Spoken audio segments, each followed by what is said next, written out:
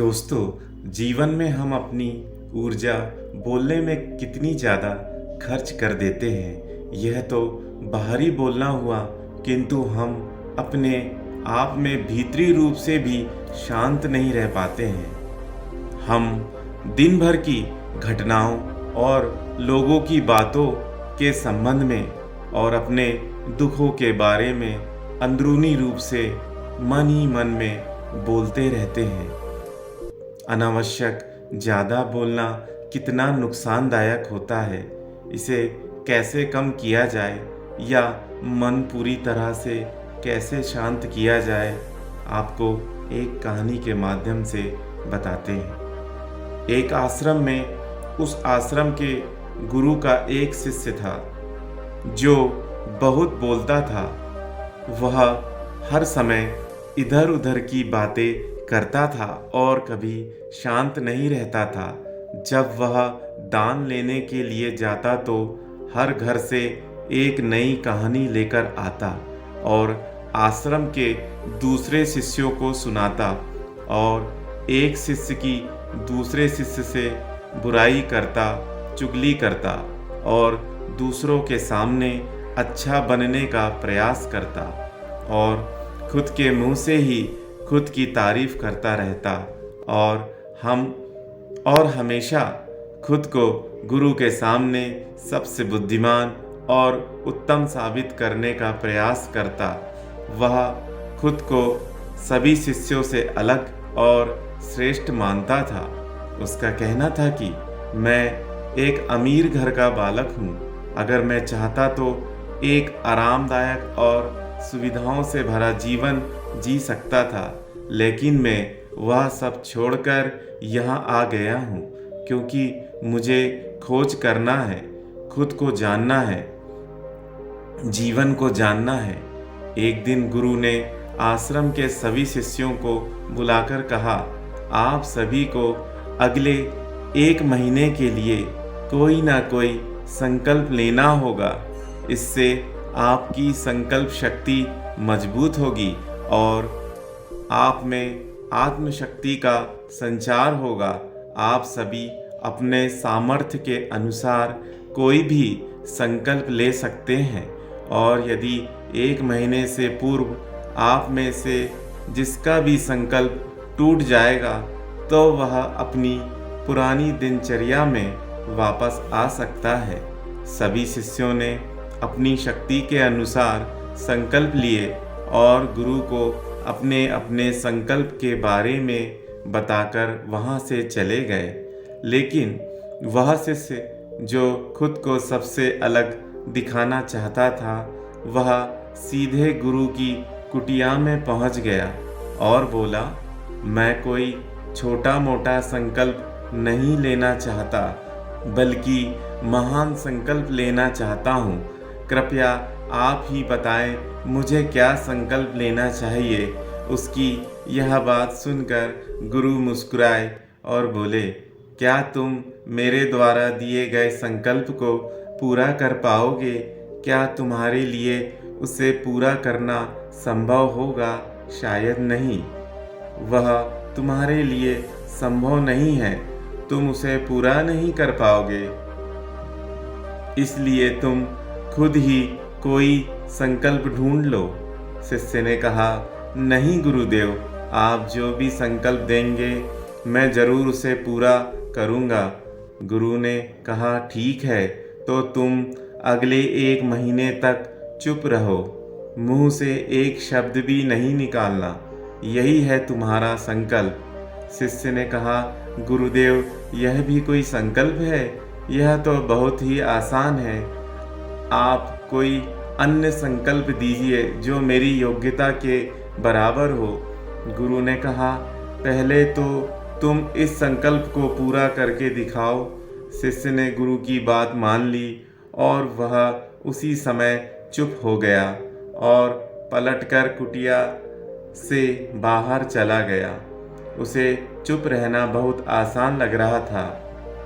उसने एक दिन तो जैसे तैसे चुप रहकर काट लिया, लेकिन दूसरे दिन से उसके मन में ना बोलने का बोझ बढ़ने लगा और तीसरे दिन उसे भारीपन महसूस होने लगा और चौथे दिन उसके अंदर एक अजीब सी बेचैनी होने लगी, क्योंकि आसपास आश्रम के सभी शिष्य एक दूसरे से बातें कर रहे थे।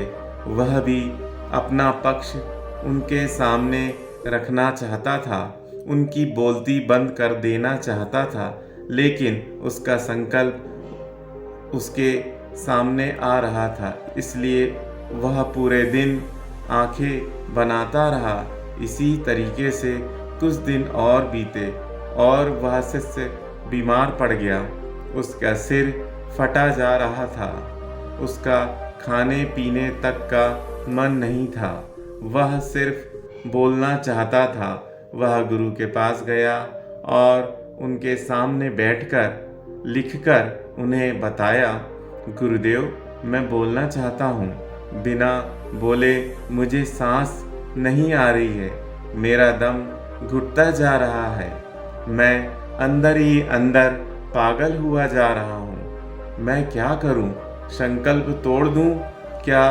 यह पढ़कर गुरु मुस्कुराए और बोले, संकल्प तोड़ने के लिए नहीं होते, लेकिन जो अपने संकल्प को पूरा कर लेता है वह अपनी आंतरिक शक्ति को बढ़ाता है, और जो अपनी आंतरिक शक्ति को बढ़ा लेता है वह समाज और जागृति की राह पर आगे बढ़ जाता है। संकल्प का लेना भी तुम्हारे हाथ में था और उसे तोड़ना भी तुम्हारे हाथ में ही है। तुम्हारे बहुत से भाई अपने संकल्प को तोड़कर अपनी पुरानी दिनचर्या पर वापस आ चुके हैं। अगर तुमसे नहीं हो पा रहा है तो तुम भी संकल्प तोड़कर अपनी पुरानी दिनचर्या पर वापस जा सकते हो। लेकिन याद रहे, अगर आज तुम इस छोटे से संकल्प को नहीं संभाल पा रहे हो तो तुम अपनी बाकी की पूरी जिंदगी को कैसे संभाल सकोगे? बाकी फैसला पूरी तरह से तुम्हारे हाथों में है। गुरु की यह बात उस शिष्य के दिल में चोट कर गई। वह बिना कुछ बोले वहां से वापस चला गया और खुद को अपनी कुटिया में बंद कर वह केवल अपने जरूरी कामों के लिए ही कुटिया से बाहर निकलता, बाकी सारे समय कुटिया के अंदर ही बैठा रहता। 15 दिन बीत चुके थे और आश्रम के लगभग सभी शिष्यों का संकल्प अब तक टूट चुका था, लेकिन उसका संकल्प अभी भी जारी था। संकल्प लेने के बाद से अब तक उसने एक शब्द भी नहीं बोला।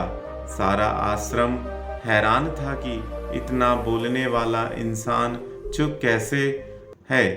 15 दिन बीतने के बाद वह दोबारा अपने गुरु के पास गया और लिखकर बताया, गुरुदेव, मैं बाहर से तो चुप हूँ, लेकिन मेरे भीतर बहुत सारी आवाज़ें हैं, बहुत सी चीख पुकार और शिकायतें हैं। मैं अंदर ही अंदर बात करता रहता हूँ, मेरा मन तरह तरह के प्रश्न पूछता है। मैं बाहर से जितना शांत दिख रहा हूँ, भीतर से उतने ही शोर शराबे से भरा हुआ हूँ। क्या इस तरह से मेरा संकल्प अभी भी है? गुरु ने कहा, हाँ, तुम्हारा संकल्प अभी भी जारी है, लेकिन जब तक लोगों की यह आवाज़ें तुम्हारे कानों में आती रहेगी, तुम्हारा मन बोलता रहेगा, क्योंकि इसे तो आदत है। तुम भले ही बाहर से चुप रहो, लेकिन तुम अंदर ही अंदर बोलते रहोगे। तुम्हें इन बातों से, इन आवाज़ों से दूर जाना चाहिए। शिष्य गुरु को प्रणाम कर वहाँ से चला जाता है और सुबह होते ही अपनी कुटिया छोड़कर जंगल की तरफ चला जाता है। कई दिन बीत जाते हैं, संकल्प का समय भी पूरा हो जाता है, लेकिन शिष्य लौटकर नहीं आता। आश्रम में सभी को डर था कि कहीं जंगली जानवर ने उसे खा लिया होगा। इस बीच उसे ढूंढने की बहुत कोशिश की, लेकिन वह कहीं नहीं मिला। गुरु भाइयों ने मान लिया था कि जंगली जानवरों ने उसे अपना शिकार बना लिया है, लेकिन गुरु को ऐसा नहीं लगता। एक दिन आश्रम का एक अन्य शिष्य गुरु के पास आया और बोला, गुरुदेव, हमारे उस अधिक बोलने वाले भाई के साथ क्या हुआ होगा? क्या जानवर ने उसे मार दिया होगा? गुरु ने कहा, हो सकता है कि जानवरों ने उसे अपना शिकार बना लिया हो, लेकिन उसके ना लौटने की एक दूसरी वजह भी हो सकती है। शायद उसे वह मिल गया है जिसके लिए वह गया हुआ था। फिर शिष्य ने पूछा, गुरुदेव, क्या ज़्यादा बोलना इतना हानिकारक होता है? गुरु ने कहा, इंसान के जीवन के बहुत सारे दुखों में से एक दुख यह भी है कि वह कभी चुप नहीं रह सकता, हमेशा कुछ ना कुछ बोलता ही रहता है। सिर्फ हमारे बोलने के कारण हमारे आधे से ज़्यादा दुख पैदा होते हैं। हम में से कोई भी चुप नहीं रहना चाहता, हम बस सामने वालों को सुना देना चाहते हैं। जो भी हमारे मन में है सब निकाल कर उसके मन में बैठा देना चाहते हैं, उसे समझा देना चाहते हैं कि तू गलत है और मैं सही हूँ। इस तरीके से सुनने और सुनाने का यह काम जिंदगी भर चलता रहता है, लेकिन इस नासमझी में हम अपना समय, अपना जीवन, अपनी समझ और सबसे महत्वपूर्ण कीमती पल जो जिए जा सकते हैं, जिनको अनुभव किया जा सकता है, जिनमें आनंद को प्राप्त किया जा सकता है, वह सब खो देते हैं। लेकिन इसके बदले हमें मिलता क्या है? कुछ नहीं, सब व्यर्थ है और बर्बाद हो जाता है। शिष्य ने पूछा, तो फिर इसका समाधान क्या है? गुरु ने कहा, पूरी जागरूकता के साथ अपने विचारों को देखना यही एकमात्र तरीका है। सारी मानसिक समस्याओं का वर्तमान में रहकर चिंतन करना, पूरी जागरूकता के साथ अपना काम करना जिंदगी में चमत्कारिक बदलाव ला देता है। उसके बाद वह शिष्य गुरु से अपने प्रश्नों का उत्तर पाकर उनको प्रणाम करके वहाँ से चला गया। उस शिष्य को आश्रम छोड़े हुए 1 महीने का समय बीत चुका था, लेकिन उसकी कोई खबर नहीं आई। अब तक तो सभी भाइयों ने भी उसके वापस लौटने की उम्मीद छोड़ दी थी, लेकिन एक दिन वह आश्रम लौट कर आता है। लेकिन अब वह नहीं था जो वहाँ से गया था, वह कुछ और ही बनकर वापस आया था। उसके अंदर एक गजब का बदलाव महसूस किया जा सकता था। उसके चेहरे पर एक गजब का ठहराव और आँखों में बनी शांति थी। आश्रम में आते ही सभी गुरु भाइयों ने उसे चारों तरफ से घेर लिया और बातें करने लग गए। वह भी अपने गुरु भाइयों से बातें करने लगा। उससे बात करने वाले सभी ने यह अनुभव किया कि अब वह पहले जैसा उतावला और बातूनी नहीं रह गया था। उसके मुंह से एक एक शब्द बहुत ही सुलझे हुए और मधुरता के साथ निकल रहे थे। थोड़ी देर तक गुरु भाइयों ने बात करने के बाद वह सीधा गुरु की तरफ चला गया, अपने गुरु के चरण छुए और कहा, गुरुदेव, क्या मैं अब भी मौन हूँ? क्या अब भी मेरा संकल्प जारी है? गुरु ने कुछ देर शिष्य की आंखों में बड़े ध्यान से देखा और कहा, हाँ, तुम अब भी मौन हो। तुम्हारे मुंह से एक भी शब्द निकल नहीं रहा और तुम्हारा संकल्प अभी भी जारी है। शिष्य ने कहा, गुरुदेव, जब मैं आश्रम से गया तो मैं मुंह से तो चुप था, लेकिन अंदर बहुत सी आवाज़ें थी, मन में बहुत से प्रश्न थे और वह बंद नहीं हो रहे थे। तो मैं जंगल में चला गया था, इस उम्मीद से कि वहाँ मुझे शांति मिलेगी, और मेरे मन की बक-बक कम हो जाएगी। लेकिन मैं जितना एकांत में जाता गया, मेरे अंदर की आवाज़ उतनी ही तेज होती गई। मेरे भीतर की पुरानी से पुरानी आवाज़ मुझे सुनाई देने लगी। तब जाकर मैंने महसूस किया कि मैं कितना गलत कर रहा था। जब मैं अपने परिवार वालों, दोस्तों और गुरु भाइयों को बुरा भला कहता था तो उस समय मुझे लगता था कि मैं सही कर रहा हूँ। जब मैं गुरु भाइयों की एक दूसरे से चुगली करता था और उनका मजाक बनाता था, तब भी मुझे यही लगता था कि मैं उनसे बेहतर हूँ और मैं सही कर रहा हूँ। लेकिन उस दिन मैंने पहली बार महसूस किया कि मैं कितना गलत बोलता था। काफ़ी दिनों तक यह आवाज़ें, यह शिकायतें मेरे अंदर चलती रही, लेकिन धीरे धीरे करके एक दिन यह सारी आवाज़ें मेरे अंदर से समाप्त हो गई। अब मैं भीतर से भी मौन हो गया। उस घने जंगल में बाहर से कोई बोलने वाला था नहीं और भीतर कोई आवाज़ बची ही नहीं थी। और मैं उस दिन पहली बार मौन का सही अर्थ समझा। मेरे चारों तरफ बहुत शांति थी। हालांकि अभी भी कुछ आवाज़ें आ रही थी जो पहले भी आती थी, लेकिन मैं उन्हें सुन नहीं पाता था। वह सभी आवाज़ें मुझे स्पष्ट रूप से सुनाई दे रही है। हवा के चलने की आवाज़, चिड़ियों के चहकने की आवाज़ और पानी के बहने की आवाज़, यह सभी आवाज़ें मैंने पहली बार पूरे होश पूर्वक सुनी। अपने चारों तरफ इतनी शांति मैंने पहले कभी महसूस नहीं की थी।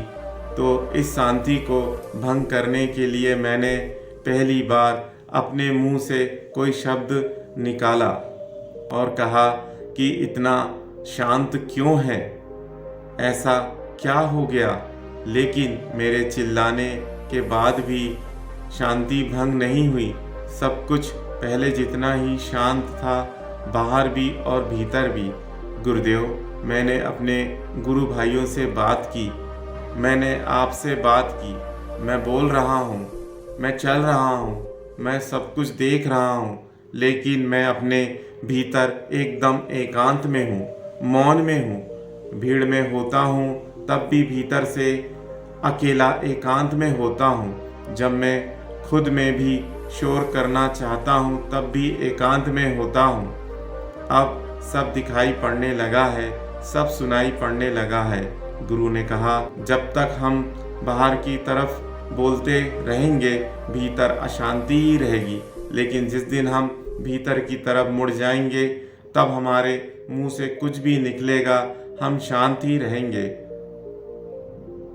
दुनिया में जितनी भी बुराइयां हैं, ज़्यादातर हमारे बोलने से ही उत्पन्न होती है, क्योंकि हम चुप रहना नहीं चाहते।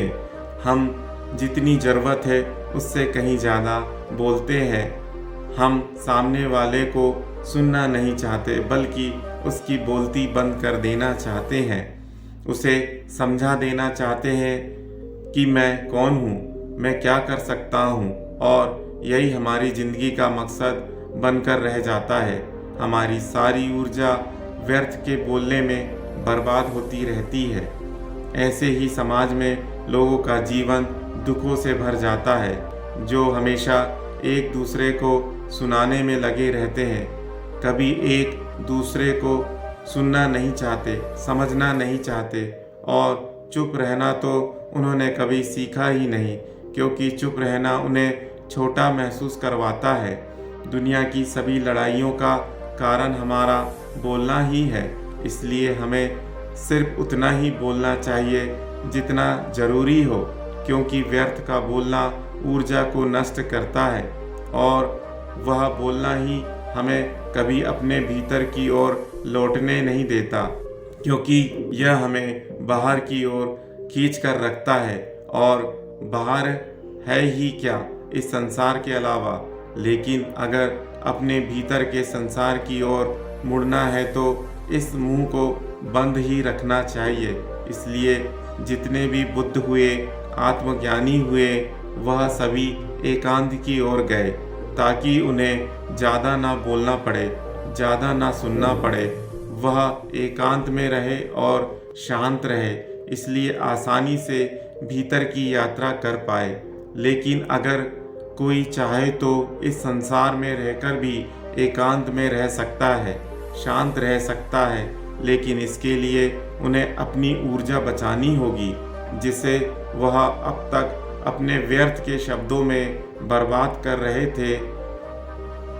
दोस्तों, इस कहानी की सीख यही है कि व्यर्थ का बोलना ऊर्जा को नष्ट करना है। ज़्यादा और व्यर्थ बोलना ही हमें अपने भीतर की ओर लौटने नहीं देता, क्योंकि यह हमें बाहर की ओर झुकाए रखता है। और जिन्हें भीतर की यात्रा करनी है, उन्हें अपने मुंह को बंद ही रखना चाहिए। मुझे उम्मीद है कि आपको यह कहानी पसंद आई होगी और काफ़ी कुछ सीखने को मिला होगा। कहानी के बारे में अपने विचार आप हमें कमेंट्स बॉक्स में ज़रूर बताइएगा। बाकी अगर कहानी आपको अच्छी लगी हो तो वीडियो को लाइक करें और इस चैनल में नए हो तो सब्सक्राइब करें। धन्यवाद।